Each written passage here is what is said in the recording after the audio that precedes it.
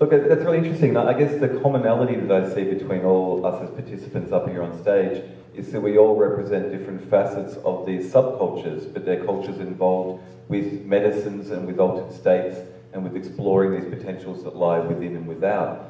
There's been that whole psychedelic wave since, well, even before the 60s, you know, there was the beatniks, and then psychedelic experience or altered states goes all the way back through human history, and it's only in Western culture in the last 100 or so years that we've had to rediscover these substances. And that's because of the heritage and the lineage of what's gone before, where Western culture basically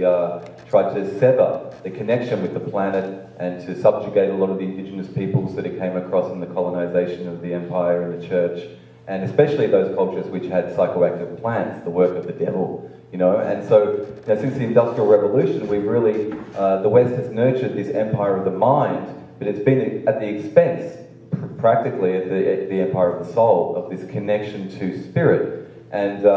you know, in indigenous sense, these medicines are used as part of the community and part of a sense of ritual, and they don't necessarily have a usage of recreation or recreational drug use that the West has demonized these things for. But I'm going to open this to the panel because it opens up so many interesting issues around, you know, communities that form around sacramental use or have a binding force in them. And we've also had now in the West a few generations at least of psychedelic and now entheogenic culture rolling out. So maybe I'll open this to panel to discuss their thoughts on that.